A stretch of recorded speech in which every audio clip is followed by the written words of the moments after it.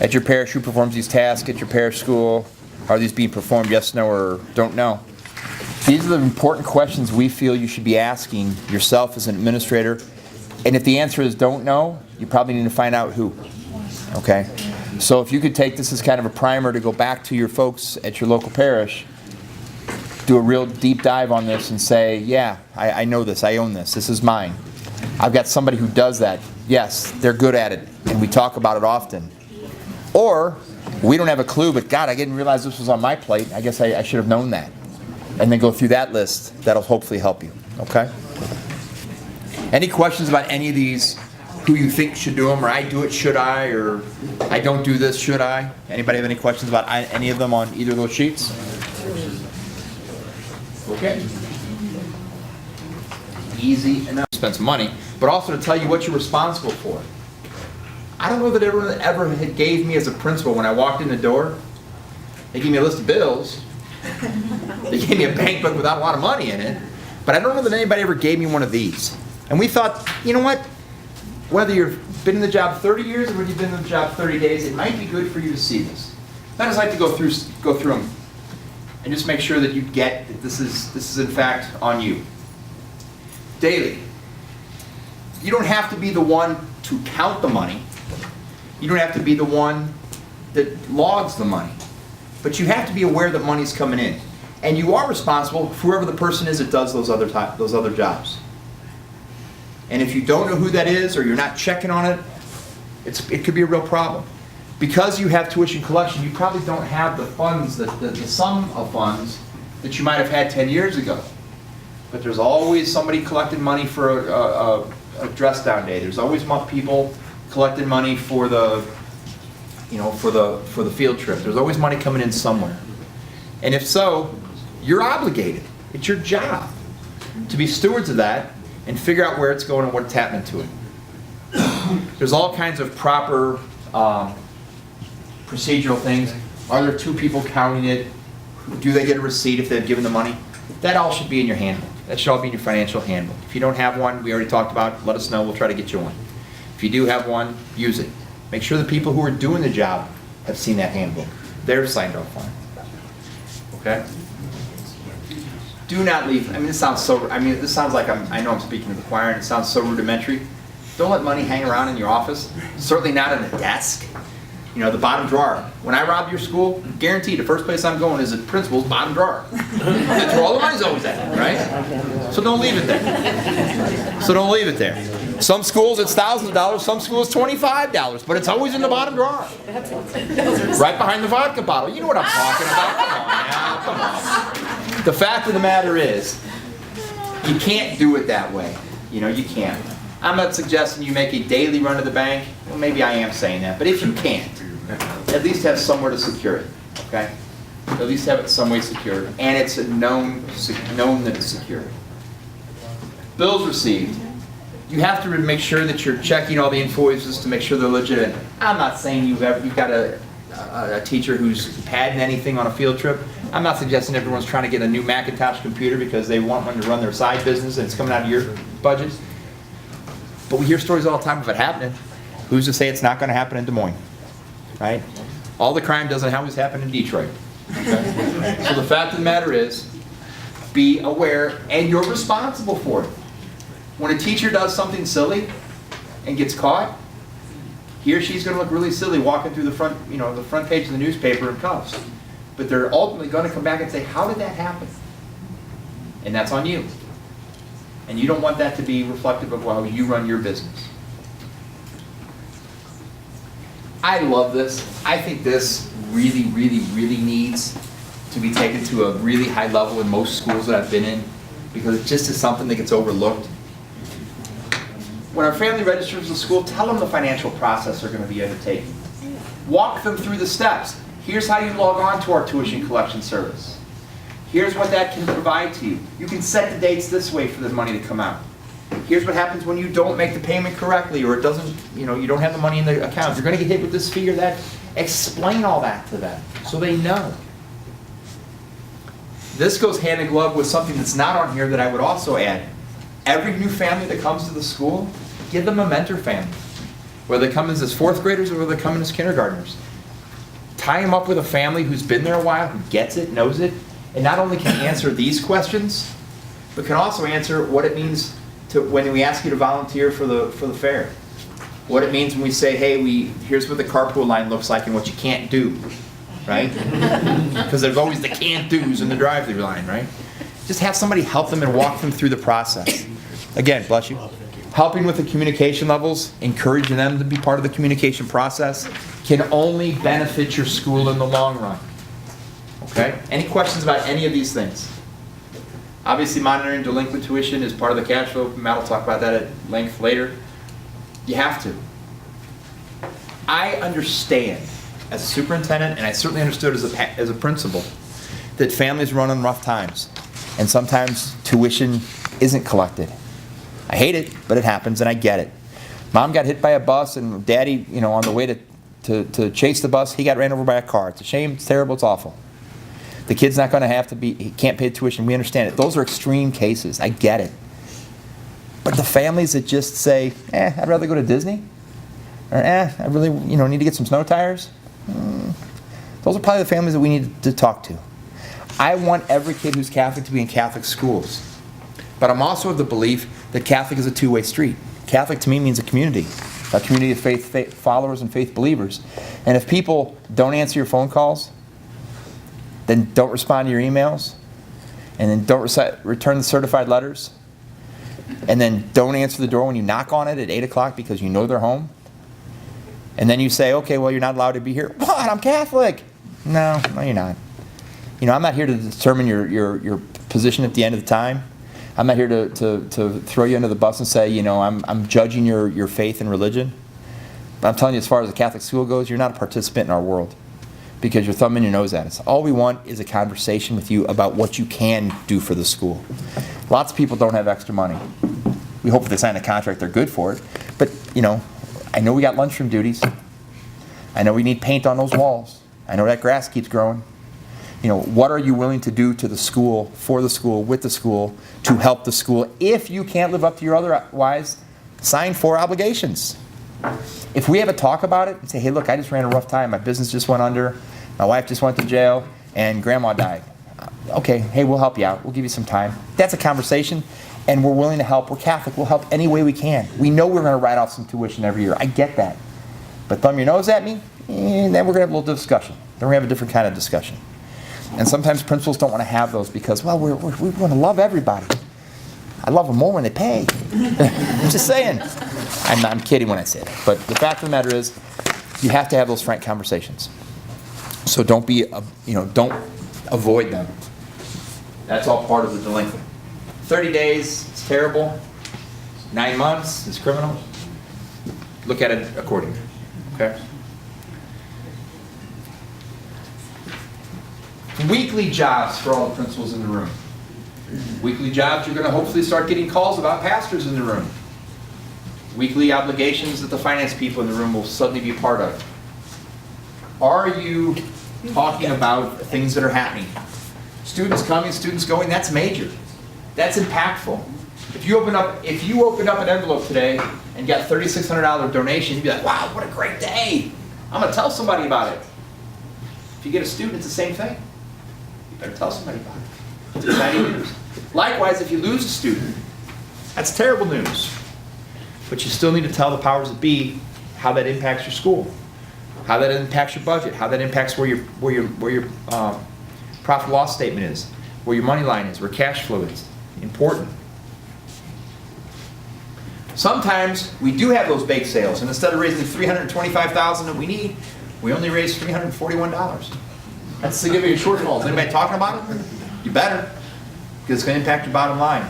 And realize that now you have to have 135 more bake sales to meet that number. You got to start planning for that. Of course, I'm using ridiculous numbers and ridiculous examples, but this ridiculousness points out the fact that you better have a conversation and say where you're at, how you're at, and if you're going to meet expectations or not. Any questions about any of that? Changing benefit personnel, that's impactful, you know that. I would be more interested in the reason for it when I have the conversation with the pastor, but again, conversations to have.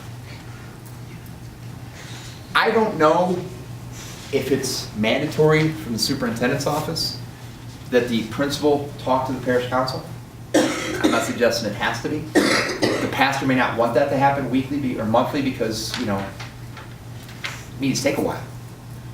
But I would make a point of talking to the pastor in the weekly meetings that you have with your pastor and say, sir, I'm willing to come to it, and we've got this change that's impactful. Or maybe we're meeting goals and it's 6 months since we talked to you last and we probably need to come back again. But make sure that you're speaking to the parish council and the finance council, because that represents everybody in all the ministries of the parish. And that's a significant conversation to have. Review how you're doing on tuition, what's coming in, review your numbers of enrollment, review for the parish council, the finance council, any massive change in plans. Hey, we had a boiler break, back to our boiler problem. We've got 3 new families that have come in, which is great because that's 9 more students. That's going to really positively impact.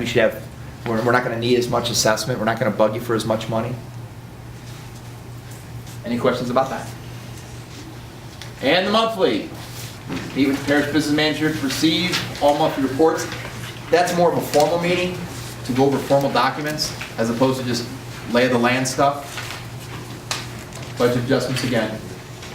And again, I beg you, not every month necessarily, but often, meet with your parish council and your finance team at the parish because they're responsible to all the ministries. And what happens at the school, because in most parishes, the biggest ministry, the most expensive ministry, the biggest revenue producing and costing expense ministry is the school. So things that happen there could widely swing how the overall parish is allowed to work its other ministries. If 70% of a parish budget is going to offset costs at the school, an additional percentage point up or down could really impact that parish greatly. So make sure you're getting the word out as to what's going on. Again, communication. Okay? Any questions about any of the monthly, weekly, you gotta do's? We just thought it'd be important for you to see it, so you could have a kind of a operation manual moving forward as to what you're responsible for.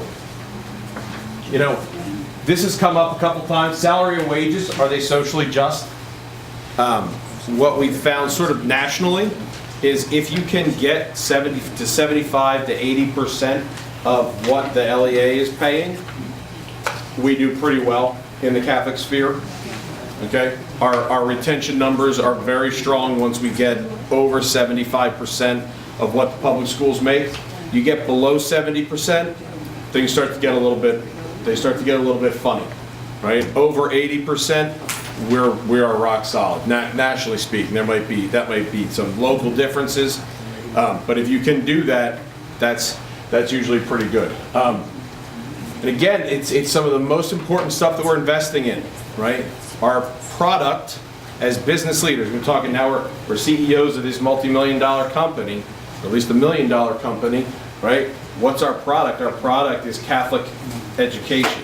So we have to have qualified providers who are doing that. Those are our teachers. So it is worthy that we are investing the lion's share of our resources into those people. But we need to make sure we understand what that is. Our support staff, is that appropriate? Okay. The only way we know if it's appropriate or not, it has to do with the budget, right? And what it can hold. It would be great for there to be an instructional aide in every class for the entire day, all the way up to 4th grade. That'd be great. Can that actually happen? I don't know. I don't know your specifics in the school. Some schools will invest that because you have a population that's willing to pay the added tuition and do the fundraising to make sure that those instructional costs are covered. In some places that's not possible, so some of those it wouldn't be appropriate to have those, so we do what we can. Okay? Avoid black hole line items on the budget. Administrative expense. What is that? Anything where in the budget you look at it and they say, what's in that number? And the answer is, oh, it's a whole bunch of stuff. Great. That's not great. Okay? Break them out so that you know what they are. Right? And you can have conversations with the pastor, with the head of the finance committee, with the superintendent. whoever it is that you need to have a conversation about, and when they start asking questions, you know what's in that. Like, no, it is not inappropriate that our administrative line item is 10% of the budget because we do these things in it, and these are all appropriate costs. If you don't have that broken out, and somebody just randomly looks at your budget and says, what are you spending 10% of this budget on this thing, and you don't know, that's where you can get into trouble, right? So again, and then this last one here, okay?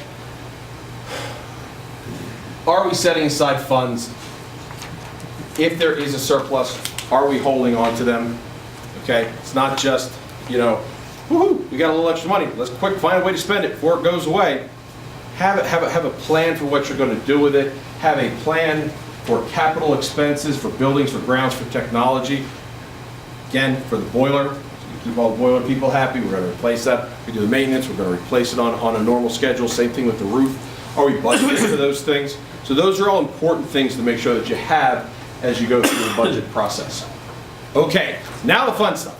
Cash flow. Woo! Okay, basic structures of cash flow. I know it's super exciting. You have 45 minutes for this, so Right, get out of exactly. the park, buddy. Trying to get everybody away. Get everybody moving. Okay, easy stuff, right? Inflows, operations from, you know, so you got tuition, subsidies from the parish, outside scholarship funding, and then your advancement fundraising activities. That's where the money comes from, right? It goes out. Things that are generated during normal business operations, standard business expenses, salary and benefits, business purchases, all those sorts of things. That's the money out, right? It shows liquidity.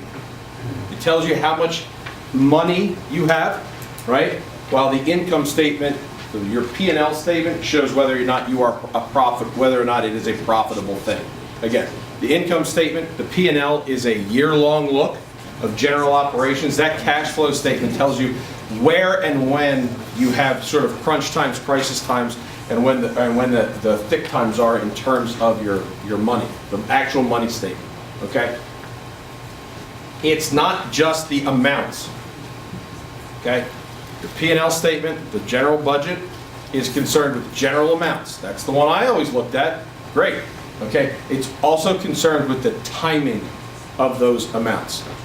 Okay, and that timing is important, and I'm gonna show you here in a minute. Okay, and again, it shows us not only what we're spending it on and how we're spending it. It shows us when we are spending it. Those are important things. Okay, and again, the cash. If you have a good, solid cash flow budget, that's a great tool for when you're doing your future planning. Okay, and your decision making. Okay. Knowing that in January, I've got this, I know I always spend a whole lot of money in January, so when the 4th grade teacher comes to me and says, hey, I want to take everybody in the school, we're going to do a big trip, or we're going to go, I don't know, camping, or whatever it is we're going to do, right? Say, you know what, maybe January's not the best time. There's a lot of things going on, and as the principal, you can direct them to when a better time to do that because of the cash flow. That's part of our job as the business leaders of the school. Okay, there are three. If you really get into the cash flow statements, there are three big parts. There's operational activities, that's what we do. There's investment activities, if you're fortunate enough to have investments, okay? And then there's financing things. So if you have a bond or you have a note for the building, for building a gym or something like that, there will be associated costs with that. The majority of the work you're gonna do is gonna be around operations, okay? That's gonna be where you really are living. Okay, you should be looking at the other stuff, but the finance people will really they'll be looking at these things. Okay, it's the operational piece. If we get nothing out of this, it's that we need to be paying attention to the operational activities in the cash flow statement. That's a huge thing. We should be paying attention to that. So what's it kind of look like? It looks like this.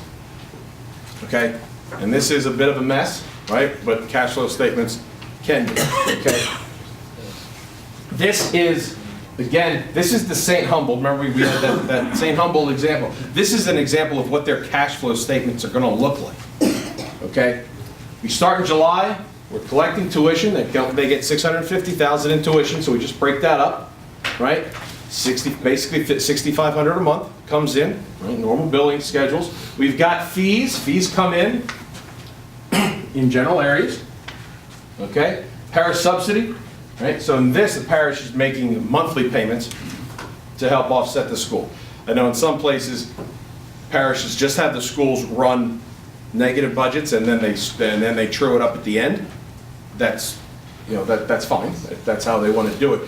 That makes budgeting and these other things very difficult. And you also run into a much bigger chance of having to dip into funds that aren't what they're allocated for because of cash flow. But if those are the decision, then that's the decision. We've got some fundraising activities, okay? And now we've got our total cash in. This is the actual money, right? It's sitting in your bank account. Okay, and then here it goes out. We're paying people, we've got operational costs, we've got utilities, we've got insurance, we've got marketing, we've got a little miscellaneous money that goes out, okay? And we've got money out, and then we've got cash at the end of the month, okay?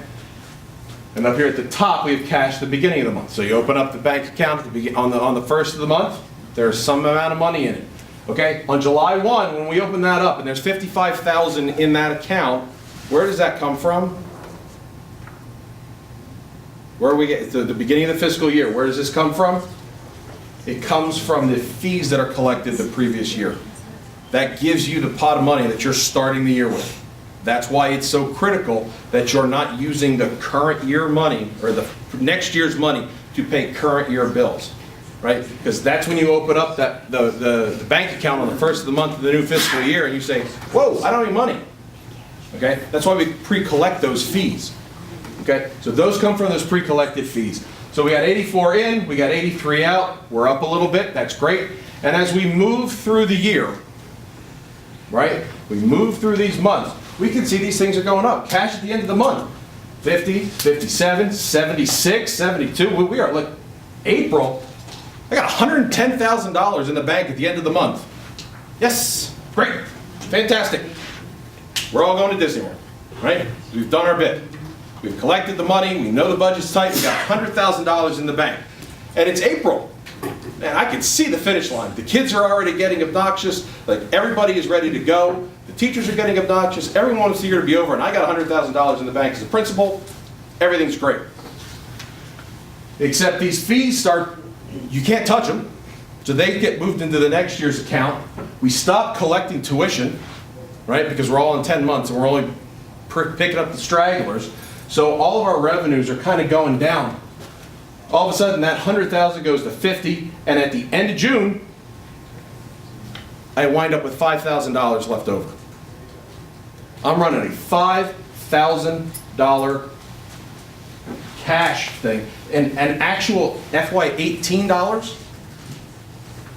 This school, which at one point had $109,000 ready to go, is running a cushion of $300. $300, right? And that's with all of these numbers being in the black. That means everybody's paid their tuition. That means we've hit all of our fundraising goals. That means nothing has exploded. The pipes are all still solid. There's nothing wrong with the roof. None of those things have happened. And I wind up on a $300 margin. That is razor tight, and that is the best that St. Humboldt is going to do, right? And so to manage that, as the person who's leading it and managing that, you have to know, you got to lay this out. So you know that at the end of the year, you are running a very thin margin. And so when the teachers say, we know we've got all this money, my sister-in-law is on the parish finance council. She said there's $100,000 in the bank. I don't understand why we can't buy that new projector for my room. You know. You know, because you're monitoring these things. And you know that when you get to the end of the year, you're going to be tight. You're going to be tight. Or you know when you get to the end of the year, like, hey, if everything works out, we should be okay. We're going to get you that. We're going to get you that projector. We're going to get the new smart board. We're going to get an iPad rack. Whatever it is that you want to be investing in, you know that you can do it, or you know, this is not the time for it, because we are going to be good stewards of the resources that are entrusted to us. Okay? Because it's real easy to look over here where you've got $70,000 and you've got $90,000 sitting in a bank account to say, we're doing great. We're doing really well. We should be investing this back into the school. You shouldn't. You should trust the budget. You should trust the budget, right? That you work, that you know. Because this is what keeps things moving, right? Because when you say like, oh, I'm just going to be nice to everybody, I'm going to get them that new iPad rack, and everyone's going to be happy. Boy, it's going to be great, and it's going to look good in the community, and everybody's going to be super happy. They're not going to be super happy when you come back and you have to plug a $6,000 hole at the end of the year because you added wrong. Okay, so it's really important that we're managing these things at least on a monthly basis, right? Because where these things really tend to get screwed up is up here in the collection piece, right? Oh, I'm a little bit short. Oh, hopefully somebody didn't get hit by a bus, but those things are going to happen, right? That's why it's so important that we're using outside resources to make sure that we're managing this well, like a fax, like other tuition management things, like a financial aid analysis program. All of those sorts of things. We're using those things to the best of our abilities to minimize the risk that we have in not collecting revenues and to minimize what we've got going out in expenses. Okay, those are really critical things. There's a lot of numbers on that page, right? But if you look at it and you begin to dig down into it, you see they make sense, and you see the progression of it, and you see the ebb and the flow of what life in this school is like. This is when money is going out. This is when it's not. That's why it's so important that we can answer questions in these expenses piece. Like, so what does operational cost mean? Like, okay, it means a certain thing for this school. It might mean something different in your school. But when we say our operational costs this month are $8,100, you should be able to explain what that is, right? So be clear on those things. Okay? So that's why cash flow is complicated and so important, and why I didn't pay much attention to it my first year. And again, I should have, because this is where I got into trouble, right? This $56,000 had to be going out, right? One, I didn't start with this, right? I had a new pastor. I was a new principal. I opened up the bank accounts. So I didn't actually open up the bank accounts. I just trusted there was money there. Part of the problem. But like, we didn't start with $50,000 in the accounts. Like, we had already spent that money. The previous administration had helped us out and spent all the money that we had coming in. They'd already done that for us. So that was great. So I didn't know it. You sent him a Christmas card. I did. It's a big basket of fruit. So the fact that I didn't know that stuff is where we wind up getting into trouble, because we spent this year's money last year, right? And then we weren't good enough about the tuition collection. And we got into trouble rapidly, right? So that's important. Okay. Okay. Questions on cash flow? And I promise that that's going to be it. We are done beating that dead horse. But are there questions on it? It's his favorite thing. It is my favorite thing. Come on. Once you really get it, it's really it is fantastic stuff. So now we're going to talk about how we get to those big numbers that St. Humboldt and St. Affluent we're trying to bridge, that 150,000 and 350,000. How do we bridge that gap between what we're bringing in and what we're actually paying?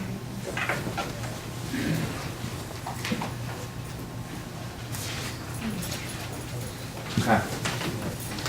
The financial gap, as he said, what the ACE represents and what tuition's coming in, that gap has to be made up somewhere, or you're not solvent. Chances are, in the past, we've called the priest and said, "Sir, can you tell me what my assessment is, or my gift from the parish is going to be?" That's one way of doing it. We've talked about having car washes and bake sales. That's one way of doing it. I don't want to put additional burden on the priests, and I know for a fact cupcakes aren't going to do it. So you have to come up with other ways. All of these are pieces of the puzzle to make it happen. And there is not one way to do it. Some may highlight these three and not those. Some may do more of this and less of that. These are some very bona fide, proven ways to make things happen. I happen to be here, I'll start here. Tuition management. If you don't, you said everyone does, right? Everyone's managed, okay? If you haven't had that in the past, you should see your collections go up because you got somebody monitoring it daily. You're paying for the service, and they do it well. And that's going to be helpful. When I walked into schools in West Virginia and I saw a 60% tuition collection rate, I lost my mind. I couldn't believe it. When I left, we were at 98%. Okay? That isn't just pie in the sky money. That's not like, oh, we're lucky to get that. No. You're owed that money. You're contracted for that money. You expect that money. Therefore, get it. When a principal came to me as a superintendent and said, hey, we're a little short this month. Boss, can you write us a check? First question out of my mouth, what's your uncollected tuition? Well, we're a little thin. We got about 14,000 outstanding. How much are you asking me for? 13,500? Let's do the math here. Whose fault is this then? Okay? Tuition collection is critical. You have to manage what you're owed. Owed. It's not a gift. It's what you're owed. And if you start thinking that way, it'll help you be a little bit more diligent about making sure you get it. Fundraising. Matt talks about it. Matt talks a lot about it. He's very good at it, about advancement and development. Fundraising and development are not the same thing. Okay? I don't think fundraising breaks you out of a gap situation. I think it can help it. I think it can augment it. But I don't want you to think that you can do fundraising, which I classify as car washes, bake sales, and paper wrap, as the way to fund your school. I don't think it's legitimate. I don't think it's bona fide, and God knows it's not guaranteed. Okay?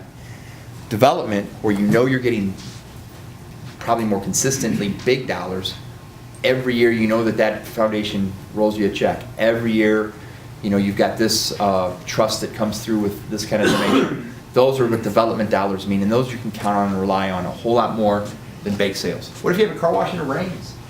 Oops, no more car wash, right? It's God's car wash. You lose. Increase enrollment. To a point, this is the greatest thing you can do. Because first of all, it speaks to our mission of spreading the gospel and evangelizing kids and getting them into the faith. That's why we're here. That's wonderful. But the facts of the matter are, this is money that chances are goes directly to the bottom line because the room is already established where you have a second grade teacher who's got the books ready to teach kids. In my plane example, when we all flew to Paris a half hour ago, that's free money that's sitting there waiting to be gotten. The chair is already, a kid belongs in this chair. Oh, by the way, they bring $4,500 to the table when they show up. That's good money. That's real money. That's honest money. Okay? But make sure when we talk about increasing enrollment, we're very targeted about it. Remember I told you about that magic number. Everyone should go home today and sleep. They should go to work tomorrow and look what their magic numbers are in first, second, third, fourth, fifth, sixth grade. And find out what it is. And then the challenge for you or your development team or your enrollment person is to say, we have 6 spaces in 4th grade. How are you going to address, I would like a plan for the 4th grade need that we have. I need a plan for what you're going to do for the 3rd grade need that we have, and so forth. Donations, and I can never say this word correctly, I always stumble on it. Philanthropy? I think I said that right. They're wonderful, they're great, they're spectacular, they can't be counted on. Unless you've got a development person that always has a relationship with Warren Buffett in Omaha, or whoever it is, and you know that money's going to come because they said they would do it, and they're good to their word. You need it, you should work on it, and you should have a goal for that.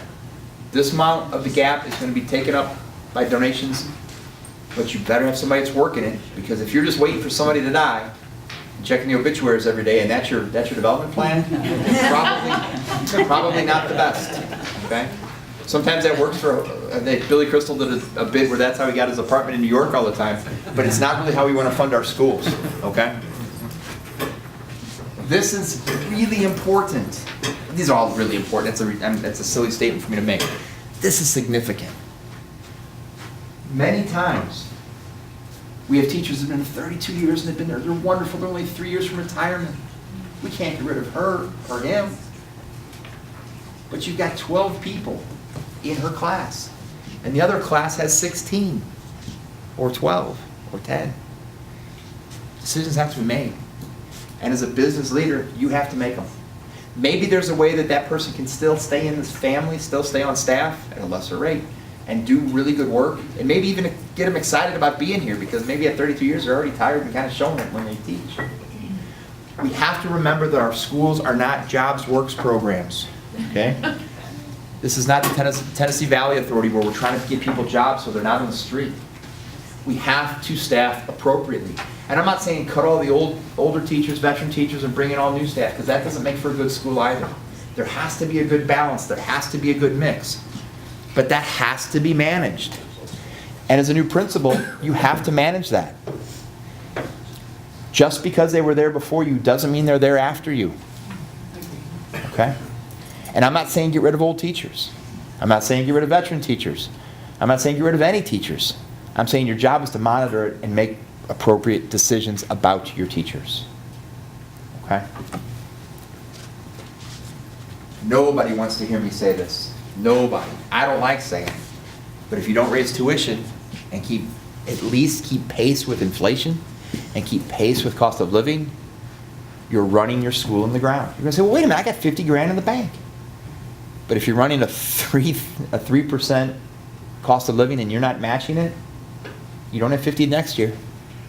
And we showed in a couple cells before, even though you think you got a lot of money, you think you're doing okay, a little bit of environmental change, $320. $320 if everything was perfect. Perfect. You know you're not going to get every dollar you set out to get on donations. You know you're not going to have every tuition dollar collected, no matter how great FACTS is. You're still going to have an issue of there's going to be dollars you haven't received that you counted on. Therefore, please make sure that you have an offset with that. Matt said it, and he said it really quickly because he knows I perk up when I hear this. One of his cells, at the very bottom line, he said it real fast and immediately switched so you didn't see it. How many schools right now, please raise your hands, have a 3 to 5% budget buffer built in? Hey, y'all laughing at me, throw tomatoes. Nobody does that. Most people are like trying to make sure the doors are open and the lights are on. State law in many states says a school budget must have that in the public sector. Catholic schools laugh at that. Catholic schools laugh at that. Our buffer is Chancery office. Our buffer is we're going to invite the bishop for dinner and hopefully he'll see the cracked windows and say, I can't have that. That's like somebody playing the lottery for their retirement program. No, it doesn't work that way. I'm not saying you're going to have 3 to 5% of $1 million budget set aside for what ifs. That's pie in the sky. I get it. But could you say we're going to have a goal of 20,000, 10,000, 5,000? Because if you don't have it when this gap is bigger than expected because all some of these other factors didn't play out the way you wanted it, at least you've got something to go back to. Sometimes the rainy day fund isn't for a new boiler. Sometimes the rainy day fund is because it's raining. I'm going to tell you a secret. I'm going to tell you a little marketing switch. You know, the 1995 isn't quite $20, so everybody's happy. Sometimes tuition raises need to be 5%, and you know you can only do 3 before you get run out of 10. Okay. Raise fees. People don't see it. People don't equate it. It's a trick. I'm telling you it's a trick. I'm telling you it might even be underhanded, but it's a fact. People don't see fees. And because every kid has to pay fees, it's not a sliding scale tuition increase where tuition gets raised 3% on the first kid, but that's less money on the second kid and even less on the third. Fees are universally $75. Every kid pays that amount. Here's the other thing about raising tuition, which I need to go back to, which I always make it about cigarettes and pizza. I told you raise tuition $360. I use that as an example because I can do the math in my head. If you have a $3,600 tuition, that's a 10% increase. Oh my God, Mom, 10%. Holy cow. If I got a 10% raise at work, that'd be fantastic. Let's break it down. That's $40 a month if kids are in school. That's $10 a week kids are at school. That's $2 a day kids are in school. Give up your cigarettes. Give up a pizza. Walk to work one day. Don't drive the big car, drive the small. Whatever you want to equate it to, whatever your market is. $2 a day? What daycare are you going to get for $2 a day increase? I mean, you know what I'm saying? It doesn't work like that. We're the best bargain in town. Everybody says 5. I would never in a million years tell anybody I'm raising tuition a percentage rate.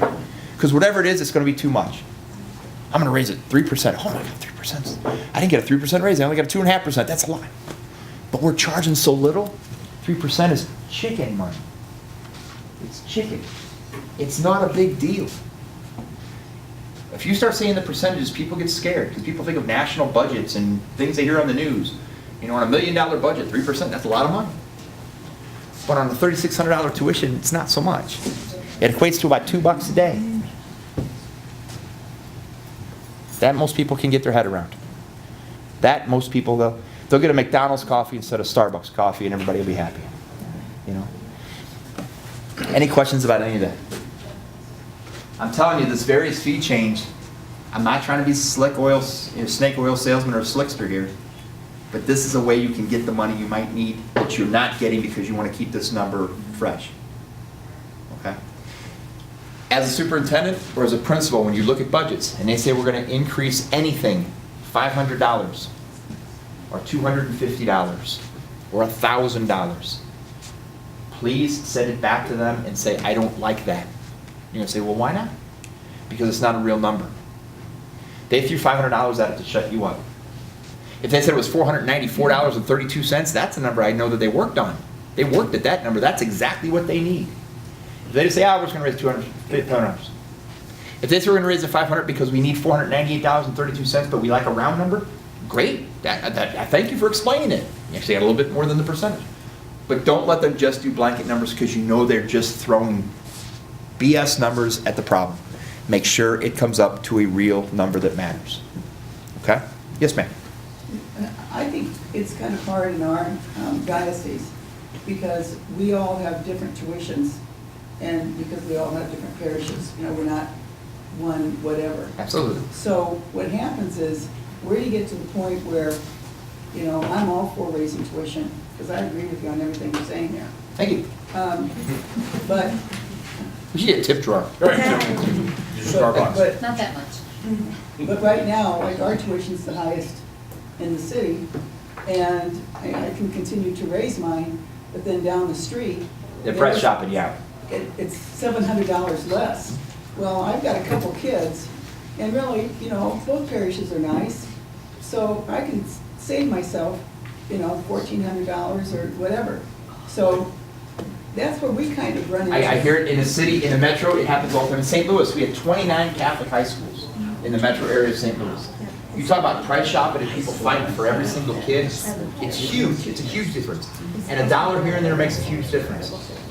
But I would point out to you many of the things we've said already which answer your problem or answer your question.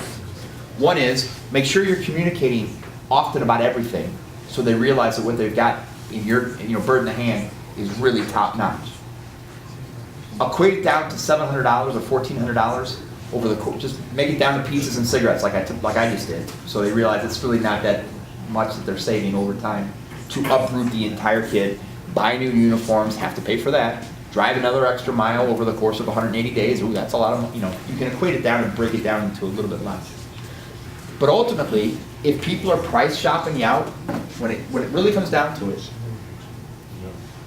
I go back to a slide we had maybe around 10 o'clock, 10:15, that said, for that particular family, with 2 kids, you don't want to lose 2 kids, it's better to throw them a bone and say, okay, $1,400's a lot, could you do $1,000? Again, doing the same pizza and cigarette breakdown. You lose $400, but you get them for another 5 years. It's to your advantage to keep them in that regard. So there are ways to raise tuition, because here's the thing, we didn't say this, but it's true.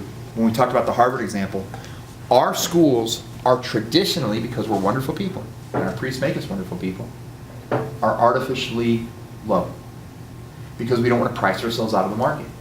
So everybody pays less than they could, because we want to help those people that are really poor. I say that's great, we should always help the poor. Let's charge a higher number, because the people who are wealthy are laughing all the way to the bank because they're only paying this for a great private school education in their mind. Charge a higher rate, again, kind of the Harvard model, raise it up a little bit, and the money you get, the extra money you get, can go directly to funding those kids who can use it the most. So I I would have that low ceiling obliterated appropriately, and then charge more what they probably should be charging, but then have more residual money left over out of that for the kids that need it. And everybody wins at that point. We talked earlier about the love of my life, all the blue hairs that sit in the front pews, right? They're not going to be there forever. And we love them, but they're not going to be there forever. And the people who are currently utilizing the services of the school aren't such great church-going religious folks, right? They don't show up every week like we'd like, right? So that dollar amount, available subsidy, is going to do nothing but go down over time. Unless something drastic happens and everybody sees the light and everybody starts showing up on Sundays and writing checks, okay? So the strain on the parishes is going to become, if it's not a burden now, potentially burdensome in the future. And the burden is not anything anybody's looking forward to. And I, as a school principal, have always said to my pastors, I cannot in good conscience have you write a check to me knowing that Meals on Wheels for the elderly is not happening now because of that. Or the outreach program to whatever it is we need in this community isn't happening because of my ability to fund my school. That's just, that hurts me to have to say that or have to ask for that kind of help and assistance. Some principals didn't care, give me the check, give me the check, give me the check. I wasn't like that, just a difference of opinion. But the fact of the matter is, I can ask for all the money in the world. If it's not available, then we've got the gap just becomes harder and harsher and more of a negative reality.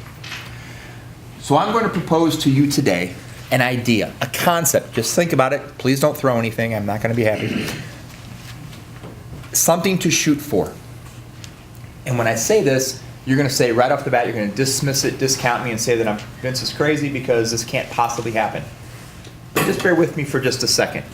All of this is based off of ACE. This is not something that I'm going to ask you to consider with the flip of a switch and say, tomorrow we're going to do this because today we're not, but tomorrow we will. You have to grow into this concept. But if you can get your head around what it's going to tell you, it's becoming a discussion point nationally that people say, yeah, that seems at least realistic. That seems, yeah, possible. Yeah, that seems like a potentially good place to start aiming for. Because I'm here to tell you, 70% is not sustainable. Schools will close if you stay at 70%. They just will. Schools will close if you don't raise tuition to offset the daily, yearly, weekly, monthly increases in expenses. Last time I'm on a soapbox set. Here you go. Here's my formula. I think here's my formula. Oh, come on. I made this big dramatic thing. Here we go. Thank you. Okay. This all is based off of ACE, the actual cost of education for what it takes to fund a kid in that chair today. 70% of ACE should come from tuition. Now you're going to say, well, that seems like a lot of money. Chances are you're probably 50 to 60 now. Maybe not. I hope so. So getting to 70 over the course of a 3 or a 5-year rollout wouldn't necessarily be a death sentence. Okay? Because remember, the subsidy goes away when the blue hairs do. And again, I love blue hairs. I'm not picking on them. I love them.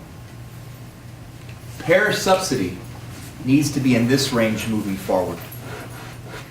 All the priests just voted me Pope.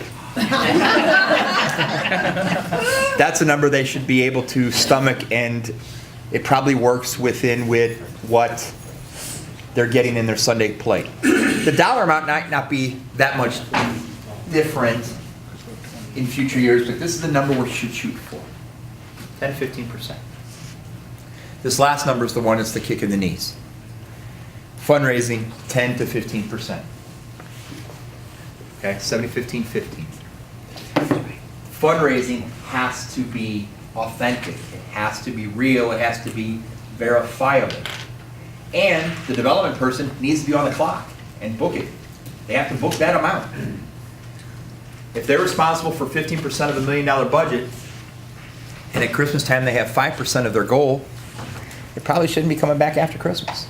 Again, I sound like a real hard-nosed guy that wants to fire everybody. I'm not trying to fire everybody. I told you earlier that some of the senior teachers If they're not doing a good job, I'm not trying to fire people.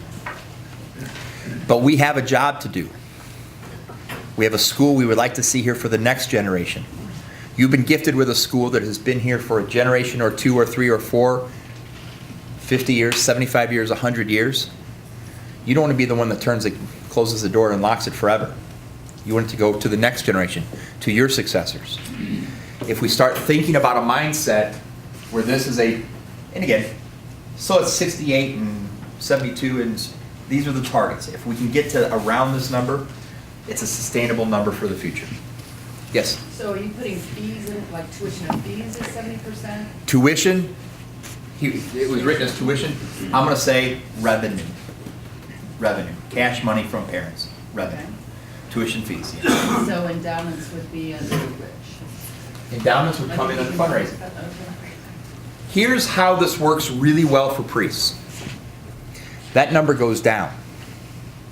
Here's how this number is appropriate for priests. Appropriate. I'm only asking for 15% for operations, for the lights, for the whatever. And for some priests, they're going to say, well, that's a great cost savings. I give them $50,000 a year. Now I'm only going to have to give them a fraction of that. It's true. But I'm also going to put you on the hook and say, I need your help. Because when Mr. and Mrs. Smith come to the school and say, I can't afford the tuition that is now 70% of ACE, I'm going to say, well, we have some endowment money specifically for tuition. So that's why that becomes tuition money if it's specific to tuition. If it's just general fund, it's fundraising. So I'll give you everything I have, but I also then ask you to go back to your priest and ask the priest for $1 donation that you need. So the priest, I'll just use simple numbers. The priest is used to giving $50,000 a year. Now we're only asking him for $10,000 a year. So we save 40 grand. So when Mr. and Mrs. Jones come to you and say, hey, we're broke, we can't afford school, but our kids are Catholic and we want to be here, you can then say, okay, here's $5,000, or here's $3,000, or here's $1,700, or here's whatever you need to make up the gap for that student. Well, you're saying, wait a minute, wouldn't it be better if the priest just wrote a check? No, it would be better if the priest just wrote a check, because I'm hoping they don't have to write any checks. But if they do, we know it's for a specific kid. Therefore, you can also say to that family of that specific kid, boy, I sure would like to see you on Sunday once in a while. I would sure like to have your help at the bingo we're running next week. So you can have a conversation about getting them engaged with the parish. Because right now, priests tell me all the time, I'm sick of subsidizing that school. Those kids don't even come to church on Sunday. You ever uttered those words, sirs? Of course you have. And my response back to him is, well, have you asked the family? This can start the conversation, and it's a fair conversation. Instead of seeming like the ogre, they need something from you, you got something they need. Now it's a fair fight. If you just see them at Kroger or at the Hy-Vee and say, hey, haven't seen you since Sunday. Hey, haven't seen you since Sunday. Hey, haven't seen you on Sunday. Haven't seen you on Sunday. You become the ogre. God, I don't want to go shopping at that Hy-Vee. I better shop somewhere else. Every time I'm there, Father's there. You don't have to have that. You have to do that anymore. Okay? You can have a relationship with this person. It's a superstar, and I think it's a fair superstar. That's why this parish subsidy is first of all, it's a good number, and then as necessary, from the residual that you've saved, you can truly impact a kid's life. Every priest likes that idea, I'm sure. Now, there are questions in this regard about regional schools or schools that are fed by more than one parish. For that, I would suggest an 80-20 ratio. 80% tuition, I don't think that's a sell, is it? 80% with 20% fundraising. And the parishes are directly linked to those kids. And therefore, you can call it head tax, you can call it whatever you want. But that money that they have, savings, because they aren't contributing on a subsidy week-to-week basis, goes directly to a kid. Again, establishing that relationship. What you want to try to do in a regional school that is fed by more than one, do you have those? Do you need those? Okay. If you don't have them, we'll talk about it. But because right now what we have is 5 parishes feeding one school, and 4 pastors on board, and one says, screw it, I'm not doing that. I can't afford it. The other pastors are chapped about it. They just go to the school. Why aren't you getting the money from them? What are we supposed to do? We don't have black-to-black conversations. We don't have those shirt conversations. Can't do it. So everybody kind of gangs up on the one that doesn't pay, but they don't really do anything about it because they can't really do anything about it because his own pastor, he can't. So it becomes animosity. And then if one doesn't pay, well, I'm not going to afford it. I can only give you this much. I am cutting my subsidy to this level because that's what I think I can afford. And before you know it, the whole thing falls apart. I say take it away. Take it out of the priest's hands and put that burden on somebody else and not on the priest to self-police. We're going to go 80-20. Any subsidy a kid needs to make up the gap from what they can afford versus that 80%, they can go directly to the pastor and say, sir, I'm in your parish, remember me? I sit in the third row on the right all the time. We need a couple of bucks. Can you help us? You've saved money because if they don't ask, you don't have to pay them. But if they do ask, you have it to give them. And it takes the onus off of, well, all I'm doing is paying for lights for a school I don't even get any kids coming to Mass on. Yeah. So if you've got that situation, when you get the same pastor who just says, well, I'm not paying for the school anyway, so I don't care, you're in my parish, you're not getting any money, go to the other parish before they go to the school. They can do that. And I've had priests have that kind of attitude. I had a pastor in Martinsburg, West Virginia, tell me, Vincent, I don't understand why you keep talking about his words, damn Catholic schools. I'm a priest. I didn't even go to Catholic school. I went to public school. I got a great education, and I still realize my calling and vocation. I about wanted to jump over the Panera table and strangle a man. I'm like, what are you talking about? Not understanding Catholic schools? You're a Catholic priest. He had no interest in it whatsoever. As a result, he didn't pay a nickel to the regional school, and all the other priests were looking at me like, you better get him to do it, you better get him to do it. I said, you better give me a pitchfork because I can't do it. I don't have the ability, So I went to the bishop and said, sir, you got a problem, you got a priest over there. And he had to make a decision whether the priest stayed in that role or not. And that's a bishop. That's a big hat disease. And I don't deal with those deals. I can just bring the information. It's not perfect. And I can never, as a superintendent or a principal, go to a black shirt and say, sir, you got to do this. I can't tell you it's Thursday. If you tell me it's Sunday, I better get to church. Because that's just the way the rules are. And I get it. And I know that, and I have to know what that is in my position. Having said that, I would rather take the pressure off of you to have to go sheepishly to your door, knock, knock, where's my check this month, sir? And rather have the kids and the parents have a conversation with their pastor, the way pastors and parents should have conversations, and take that out of there. That's the magic bullet, in my opinion. So something to think about. Again, I'm not suggesting you do it tomorrow and let's have this all in place by August 15th. But I think it's something that you can at least have on your horizon. Because if you're a school that currently has a 70%, as she said, subsidy ratio, you probably ought to be, not buying a lot of furniture on time, because you're not going to see the end of the contract of them. You're not going to be able to do it. Okay. Any questions about that? Yeah. I wanted to ask about that fundraising piece, and I heard you talk about a developmental person. Would you expect that person to be paid? And where is that money coming from to pay them? Great What does question. that look like? Because I'm not in a position right now in my school where I could do that. I love that question because it makes perfect sense. I've had priests and principals tell me, Vincent, you keep talking about development. I can't afford a development person. I can't afford it. My response to them is quite simple. You can't afford not to. You're not paying that person $30,000 and saying thank you. You're paying that person $30,000 to bring you 90. Okay? If they're not making their pay, then they're not staying in the job. True story, St. Louis University High School, St. Louis, Missouri, 4970 Oakland Avenue, St. Louis. My high school. The principal makes $150,000 a year. Relax, it's St. Louis. The president makes $175,000 a year. The development person makes $250,000 a year. You're going to say, stop. That's upside down. How in the world is a development person making more than the president or the principal? Stop. How is that possible that a development person could make that kind of money? Percentage. No. Cash money. He makes that every year. No percentage of what he takes in. Nope. He makes that money as a salary. But he brings in, I believe it's 3.7 a year. His Rolodex is worth $250,000 a year. Because when he picks up the phone and says, hello, Mr. Taylor, head of enterprise leasing, I need a donation from you for X, they take his call. Hello, Anheuser-Busch, I need such and such for my school. You get that money. Is it 3.7 or 7.3? I think it's 7.3. I'm sorry, it's 7.3. It's 7.3. I would pay that money right now, every single day, in every one of your schools if I knew you were going to get that kind of return. So you cannot not have that position. I don't recommend it's a volunteer. I don't recommend it's a mom who does it one day a week. I don't recommend it's your secretary who does it on Thursdays. It doesn't work so well that way. We need that rule in it. You got to have an honest-to-God person doing an honest-to-God job.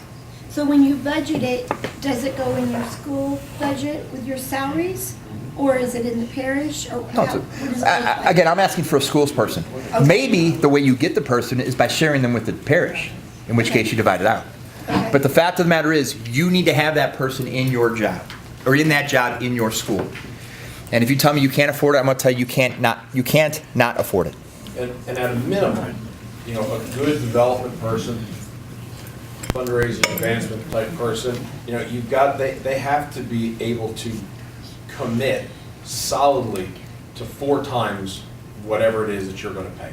If they can't bring in 4 times the amount of money than what you're going to pay them, you need to find a different development person. And I'm even a little bit. Whether you're paying them $10,000 or $100,000, there's a minimum. $100,000 development person needs to be bringing you $500,000 a year, period. You know, or they're not worth $100,000. And I'm a little kinder. He lives in Washington D.C. He's got big money. I'd say you start out at 2, but you got to get to 3 within a year. 4 was great. 4 is great. 4 is fantastic. But he lives in a place where there's fundraisers all over the place. It's Democrats and Republicans, for God's sake. I don't have that luxury. In West Virginia, you know, put your teeth in and go get me some money. No. The fact of the matter is, you've got to have expectations that are realistic. Okay? You've got to have realistic expectations. 2 for sure immediately. 2 for sure immediately, otherwise it's not worth my time. 3 within 18 months, a year to 18 months. 4 would be a great goal ultimately. Development directors historically, much like public school superintendents, have a shelf life of between 18 months and 24 months. You're not going to have this person for the next 50 years. The development director that's been someplace 7 years is an oddity, not the norm. Okay? All I've done for Des Moines is have the Fundraisers Association of America union just pat me on the back and say thank you very much, because now I just sold development directors to everybody in this room. But the fact of the matter is, find the people who are out there who know where the money lies. Get them, bring them in, and have them work for you. You have to. As a principal, you don't have time. As a business manager, you certainly don't have time. As a pastor, you have no interest whatsoever in doing that. You have a bigger fish to fry. Way bigger fish to fry. Therefore, hire the person that can do the job.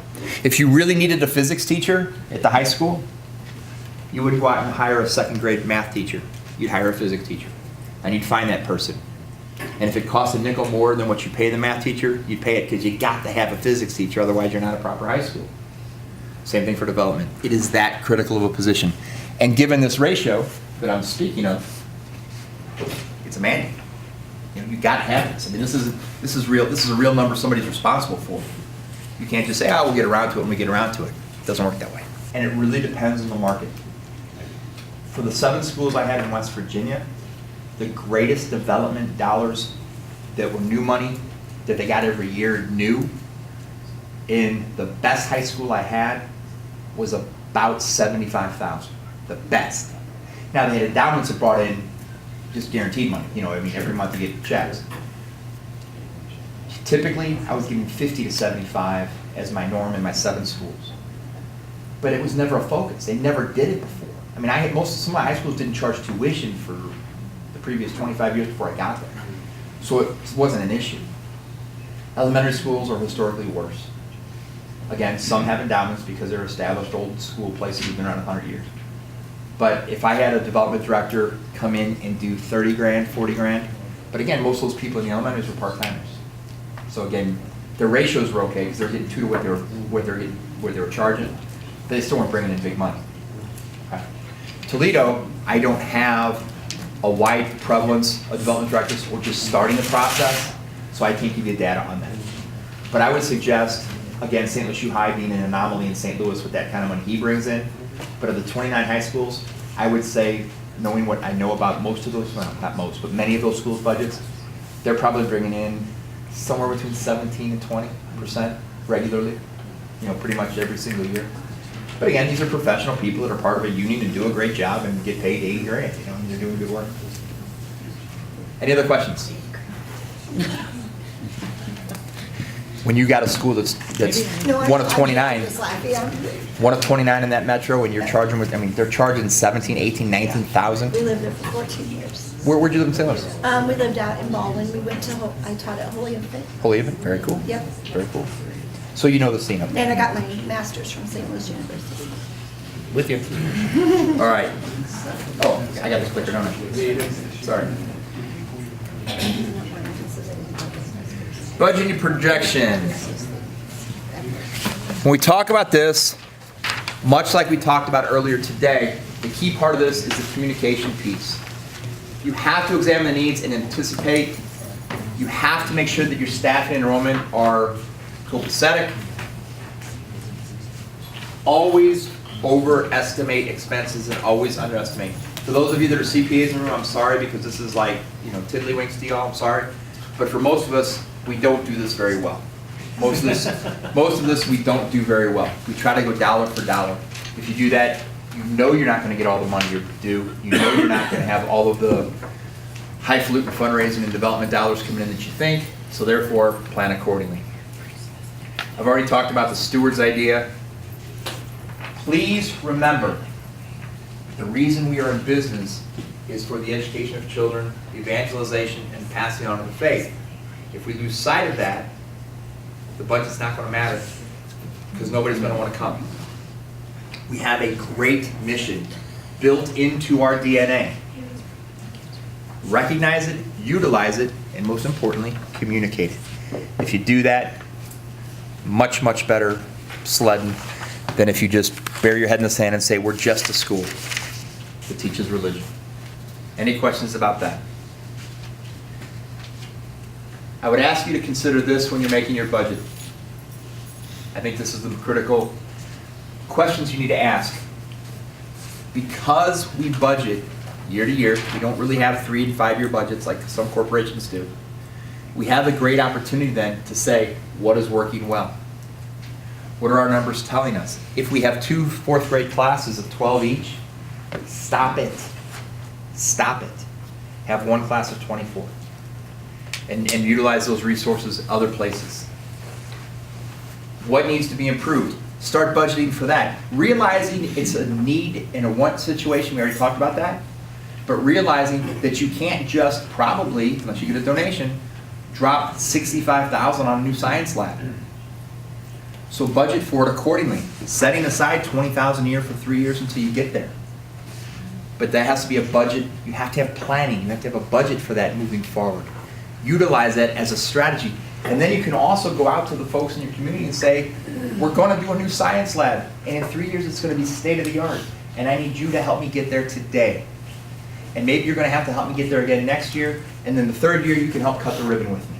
Because it's going to be killer. Do your planning. New textbooks. I love this. I love this. If a volcano hit me right now and froze me in time and they uncover me in 1,000 years, and I'm sitting here pointing to this, they're going to look at that and say, what's a textbook? The cost of textbooks is outrageously high. It's been outrageously high since I became a principal. Hell, when I became a teacher and a student before that. They're going away. It's going to be a real cost savings opportunity for us. We're going to spend more for a Chromebook, but we're going to spend less on textbooks, and over time, it's going to be a cost savings. If you're not thinking that way yet, you need to start. Okay? They're much quicker to change with updates. They're much better in terms of what it can bring because you can click on something in a textbook on a Chromebook and it'll take you to the event if it was in history.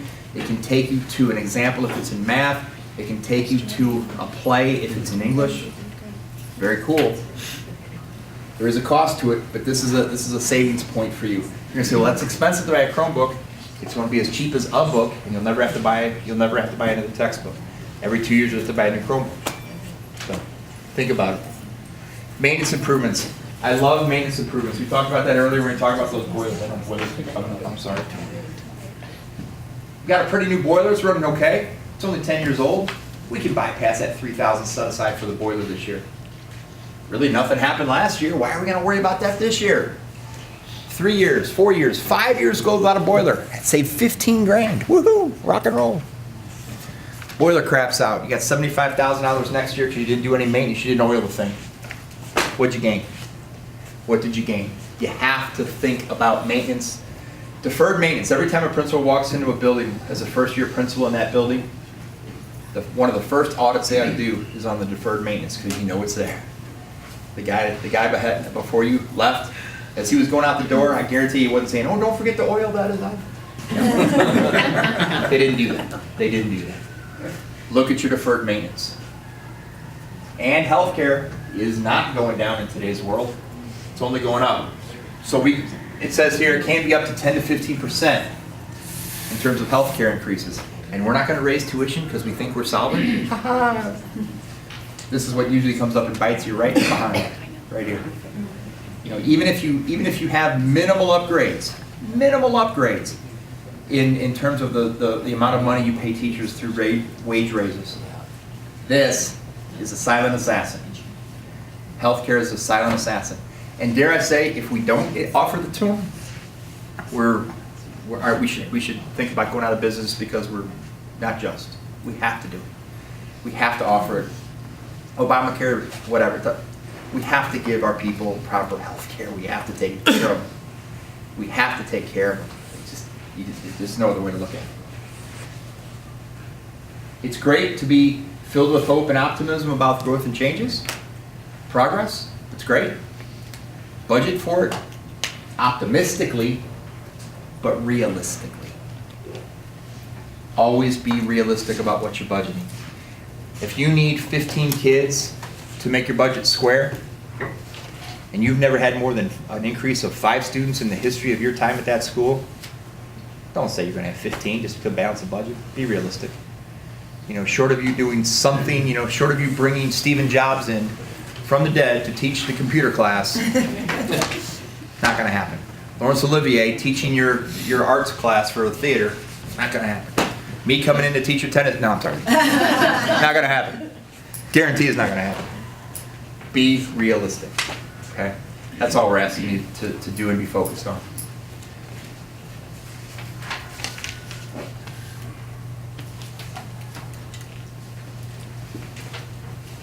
Is there one more on there?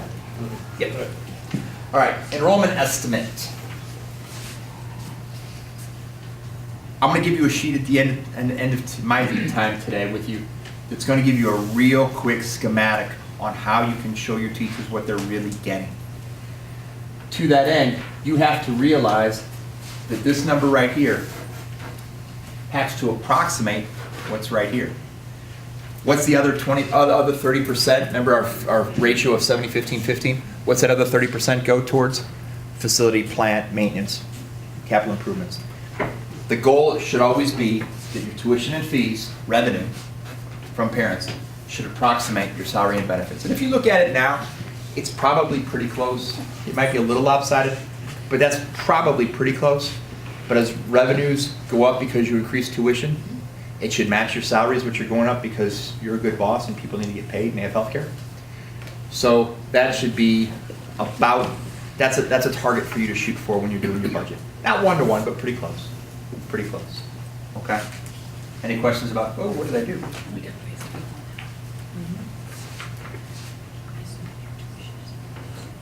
Anything on that? Okay. How many people here look at baptism records month to month? Fools, all of you. Year to year. You have to. We do every year. Year to year is great. I dare say month to month is better, and here's why. I'll put a challenge to all of you right now, whether you're development people, whether you can give this to your development people, or whether you're a business manager or a principal. Every month, we hope, there's baptisms in the parish that you're representing at your school. Every month, at the first day of the following month, call up the priest and say, how many did you do this week or this month, sir? I did 7. Could you please give me their names and numbers? Give me their address, any information you have, and put it in a database on an Excel spreadsheet. January, put the 7 names. February, put the 4 names, so forth. When you get those 7 names, you have a letter already pre-made. Fill in the name. Dear Johnny, we're so happy to welcome you to the parish. We know you got baptized this month. We can't wait in 3 years to see you in our school. Signed, principal of the school. You send this over to your secretary or assistant. She puts it in an envelope. Maybe she even prints them for you. You just sign them. You give her the list of names. She writes them in here. In there, you put a bib with the logo of the church or the logo of the school. You know, future tiger, future lion. Put it in an envelope. Send it off. You do that 7 times a month to the 7 families. 4 times next month. 5 times the following month. January goes by next year. Happy birthday! We're so happy you're still in the. We're so happy that you're in our parish. We can't wait in 2 years to see you in our school. Please know we'll be praying for you. We can't wait to see you as a future tiger. And in it is a coloring book filled with Catholic images that they can color. There's 7 of those from the previous year. You give them your administrative assistant. Out the door they go. January the following year. Did you know we have a 3-year-old program? And since it's your 3rd birthday, we thought you might like to know that. Welcome to the family, future tiger. And then there's a little t-shirt that says, I'm a future tiger. Mail it off. When it's time for registration, you have a built-in list of names, which you've already had 3 contacts with, maybe more if you do a Christmas card, an Easter card, and whatever other card, Arbor Day card, whatever you need. You now have a rolling list of names who have already committed to being in your world because they got baptized. It's a great way to monthly send out 7 letters or 4 letters or 3 letters or 21 letters or how many baptisms you have with a $2 bib and a $3 t-shirt and a coloring book that maybe the 8th grade art class made of black images that they can color in. With a set of 4, you get them at Denny's for when you have a kid meal, right? And you send it off in the mail. You've got a built-in data of names. You got a built-in database of names. All it does, it takes 1 phone call to the priest. You get the 7 names. You give them to your administrative assistant. She puts them in the letter you already wrote. You sign the things. You put them in the envelope. They're gone. Instead of putting out a shingle saying, geez, I hope somebody shows up, you can say, I know I'm going to have these 15 people that I've already spoken to. I'll probably get 12 of them. It makes your budgeting that much easier. You have a built-in network already in place. It's the simplest, cheapest, brainless way to do recruitment for your 3, 4, 5 grade. If you don't have a 3 and 4-year-old program, then you write them 5 letters until kindergarten. If you have a 3-year-old program, you write 3 letters. At Christmas time, you have all the 8th graders. It's cool to get a letter from an 8th grade when you're a little kid. 8th graders, send them a card saying happy Christmas to you. At Easter, you have 1st graders saying, I remember when I was in kindergarten, it was cool. Happy Easter. They get letters, and it creates a bond and a feeling. You know my kid, I know your kid. My kid's going to be there because they're looking for him already. I guarantee you the public schools aren't doing it. I guarantee you the schools across town aren't doing it. Okay? Just sold you one of my tricks quick, easy. I think I've hammered this one home to death. Okay. Any questions about any of those budget items? Any questions? Knowing how to prognosticate based on your baptism records is very, very simple. It's very, very simple. Matt, anything you want to go hammer on that more? We're good.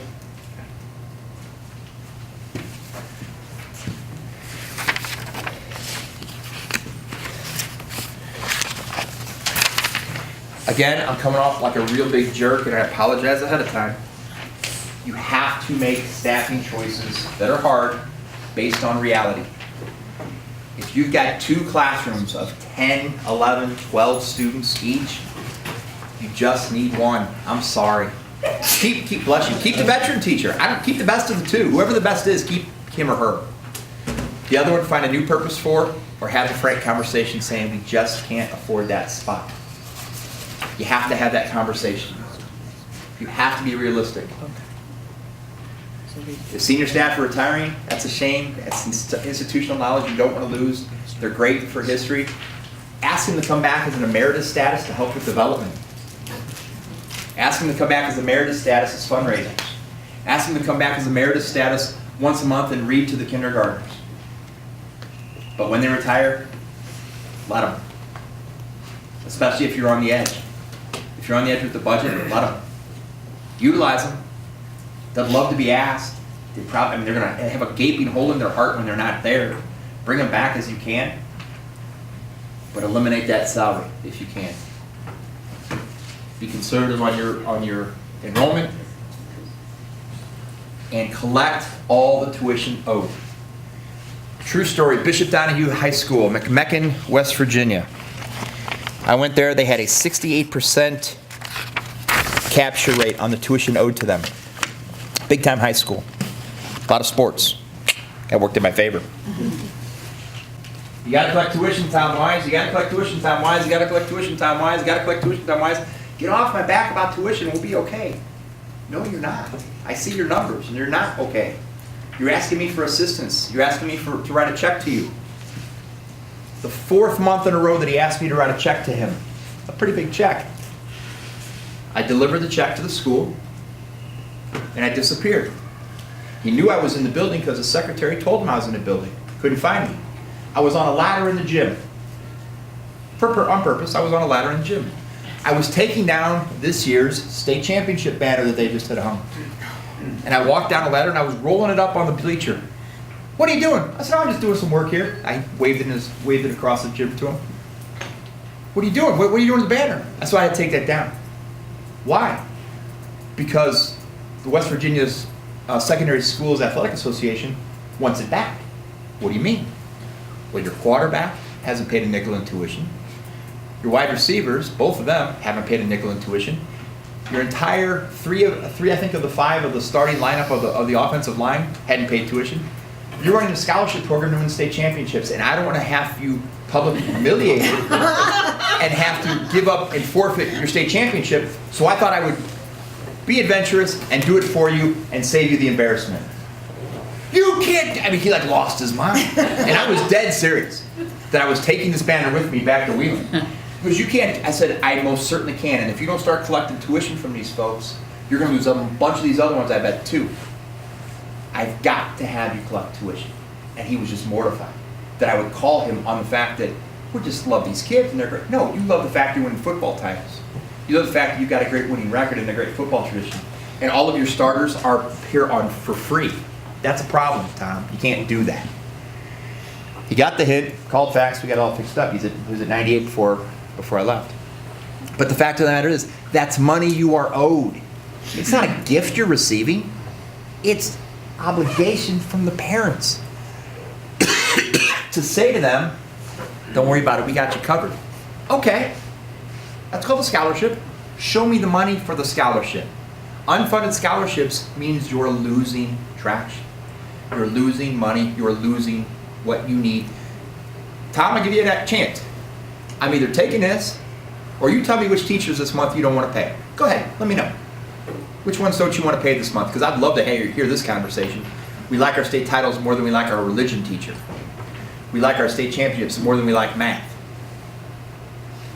It was a real hard conversation, and I literally climbed up and brought the banner off the wall to prove my point.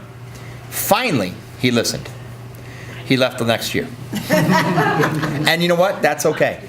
That's okay. Because he wasn't doing his job. He wasn't doing his job. All right? The last thing I have for you, and then I will shut up because I've told you way too many stories. Every single teacher in the state of West Virginia gets a contract. When they give you a contract, we also give you a cover sheet. And this is the cover sheet. This is produced by the diocese for them. Because you might not know as a school all the different ratios that are behind this. When you put in this number, on this formula, it automatically populates the rest based on the percentages. So when you say, I'm sorry, we're Catholic, we can only pay you $27,000 to start, and they're looking and saying, geez, the package at the public school across the way starts me at 32, you lose that teacher. But when I say I can only pay you 27, but in reality, you're going to end up, 31, but in reality, you're going to end up with 43 because I'm giving you this, and this, and this is the package I'm really paying you? Wow, it's not as bad as I thought. Wow, it does include health care. Wow, I am getting coverage for workman's comp, I do have a retirement opportunity. Some of these they added here, a stipend for education. If they continue and get a degree or something, it'll be in there. All that adds up and keeps going down. It makes this number as big as it can be. It's the cheapest, best marketing you can ever do to your teachers, because now they realize it's more than just a paycheck. I could not, if I could jump on this thing without breaking it, I would, and tell you, this is a great idea. Do it, please. Get this sheet. It's in your form. It's in your packet. Make this sheet out for every teacher and staple it to the front of their contract. And have them realize how much we really do love them. We're not just taking advantage of them. We're not just beating them over the stick every chance we get because we can't afford anything else. I have a question. Would you recommend, like, if a teacher doesn't take the healthcare plan, putting that on there? Because I can see them saying, I don't take the healthcare, so I'd like that extra $7,000. You can't. You ought not to do that. Some people... Put it on those that take it. No, I would put it on there and say, this is what we're offering you. This is offering. This is... Don't ever sell yourself short. This is what we're offering you. And they say, well, I decline. Now, people are going to say, well, wait a minute. If I offer that, they may take it, and they don't take it now. You have to. You have to. If they have a better insurance plan with their significant other who works at a major company, they're probably going to have a better health care plan, so they won't take it. But at least you show what it is. This also then helps you out with your budgeting, because you know to the penny what you've got to do. Too often we make budgets, we say payroll dollars. And then we try to figure out health care. And we try to figure out workman's comp. And we try to figure out, this format does it for you to the penny. And you can just take it right off these sheets. If you only have 10 teachers, it's real easy. You take this number 10 times. You know, or add these 10 numbers up on the 10 sheets. Add this up 10 times on the sheets. Add this up 10 times on the sheets, and you got your budget numbers. And truth be told, that's the majority of what your budget is anyway. This is stuff, so it's kind of self-fulfilling. Questions on that? Okay. Okay. Not your way. Okay, so just budget projections, last things. So, all the things we've talked about, ignored financing problems, they do not go away. It's not going to fix itself. Like, well, we did have a $10,000 deficit, but it's gone. It's great. It's fantastic. That never happens. Ever. Right? Okay?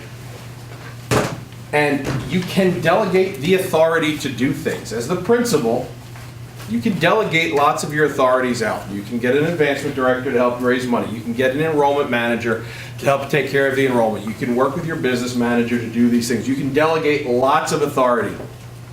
Right? Can never delegate responsibility. And as I said when we started, when that door closes, you're the principal, you're the CEO, you're in charge.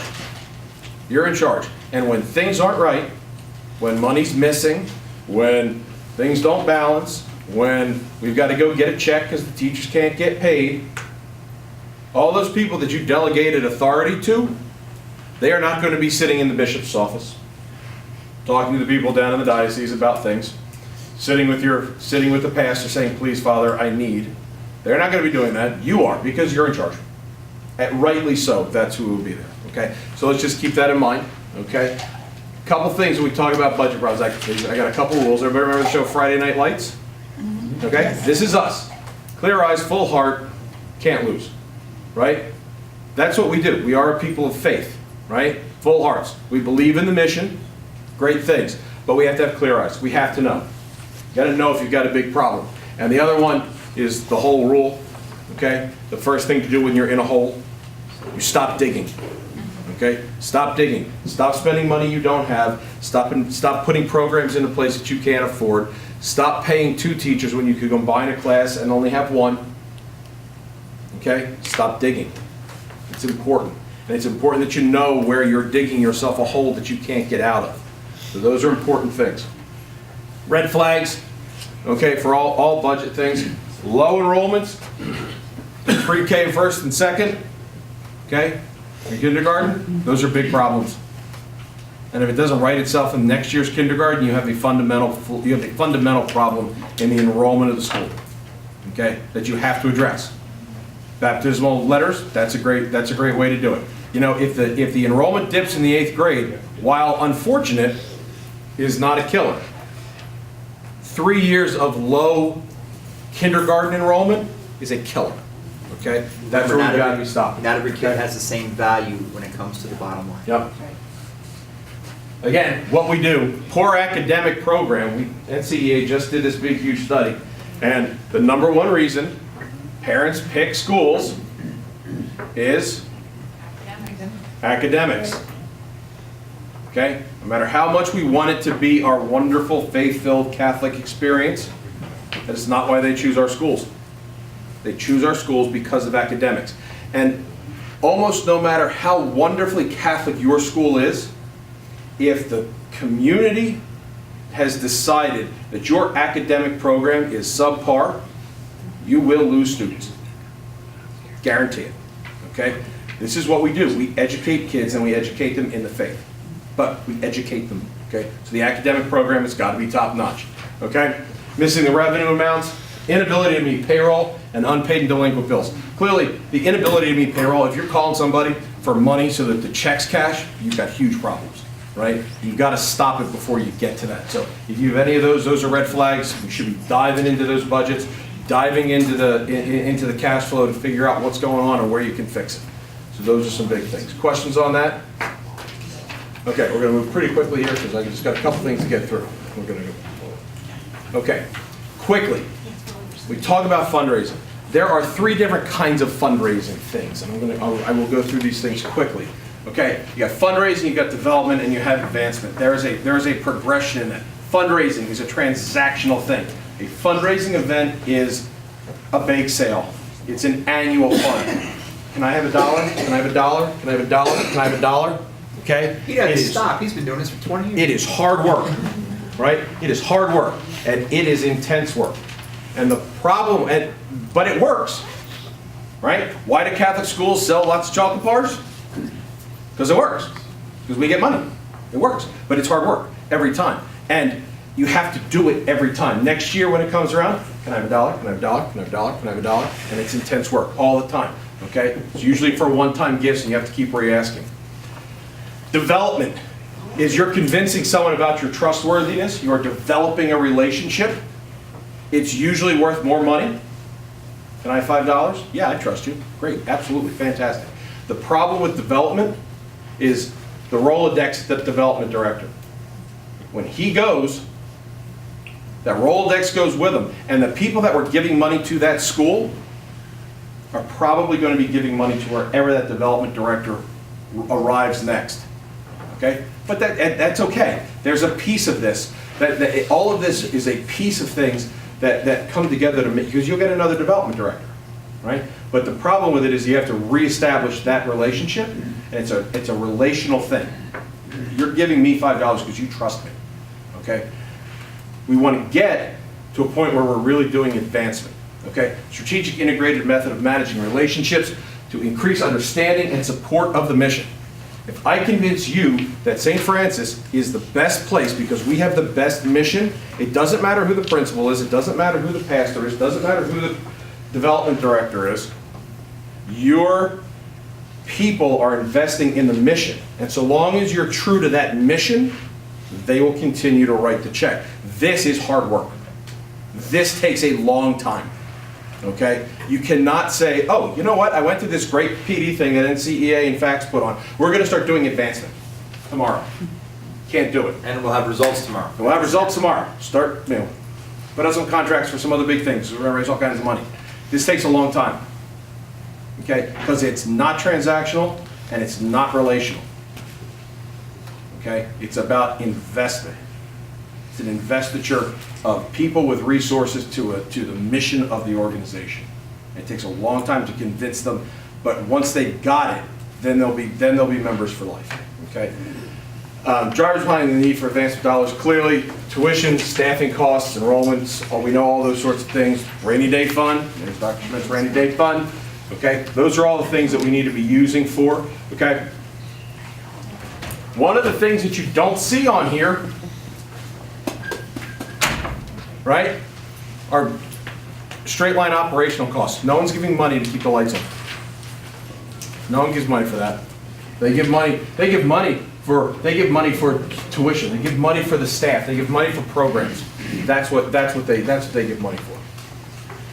Okay, we'll talk about that. I just want to go through this. Okay, again, we talked about mission-driven advancement. It's a huge opportunity. It takes a long time to get to it. And you know it when it's right. Okay? If you want to know the mission of a school, if you want to know it, okay, don't look at the front page of your student handbook. Especially if you've got a high school, you want to know what the mission is? Go to the football game on Friday night. Watch the kids. You'll know. You'll know what it is. You'll know what it is, how they react, how they interact with each other, how they interact with the other team, how they play the game, especially if they're losing. You'll know. You can feel it. And those are the places. If you bring a donor to that football game, and what they see and feel and experience matches the nice glossy brochure that you handed them, they're going to be in. They're going to be in because they know it's more than just words on a page at that point. But we have to be able to do that. We have to be able to show it. It's not enough for us just to be good at these things. We've got to be good at these things in the context of our mission. That's an important thing. We're going to scoot through this. And then if anyone has any questions about capitalization, so that's capitalization refers to adding assets to your balance sheet, okay, that have a long life, okay, so loans for constructing building, all those sorts of things. Depreciation talks about taking money away from that, okay, as the asset loses value. It's interesting and important, but we don't really have time for it, so if you have questions about this, please feel free to email me about it, okay? So we're just going to scoot through this pretty quick. And contracts, we'll just again, but revenues and expenses, this is important, okay? Revenues and expenses have to be in the same year that they were approved, okay? All right, well-functioning organizations, okay? This is what it looks like. Money's being allocated to our priorities. We're in balance, or we have a plan to get into balance, okay? All of this, we're using budget as a piece of our strategic planning. Okay, we have a transparent process, not only how we come up with the budget, but how the money's being spent. Okay, all these are well-functioning organizations, and we have multiple revenue streams. Okay, so when here's talking about a thrift store, right? Yeah, there we go. Yep, multiple revenue streams. That's great. That creates stability in what it is that we do. And then, of course, this one is always here for our diocesan friends. We have meeting our diocesan policies. Okay. So when I started doing this, I had this image in my head of the organization I was going to run. So I was a rower when I was in college, and my thought is that well-functioning organizations look like this, right? This is the 2006 World Championship 8. They're moving fast there, and I thought this is what it is. People working really, really hard in perfect unison. This is what it's going to look like. It's clean. It's quiet. It's smooth. This is what, once I get the organization right, here's what it's going to look like. I could not have been wronger. Wronger? Wronger. Not even wrong. Wronger. Could not have been wronger. Okay? Because that's not what it looks like. It looks like this. Watch. Boom. Nope. No, no, no, no, no, no, no. There we go. This is a whole bunch of people committed to doing something and knowing what their job is and doing it well. Continually doing it well and continuing to strive for the goal. Okay? Not everybody's doing the same thing, and it doesn't always work, but we stay at it. And everybody stays at it doing their job. This is what it really looks like when you get into it. Okay? Again, I thought it was this. It's never going to be that. Okay? It's going to be this. So, I hope this was helpful, and again, thanks to Fax and everybody. We're going to take 5 minutes and let Jackie get set up for our last piece. Are there any questions before we kind of close up? And in the packets are my email address, Dr. Schmidt's email address, so if you have any questions or anything, feel free to email us before we go. Great. Jackie, how much time do you need to set up?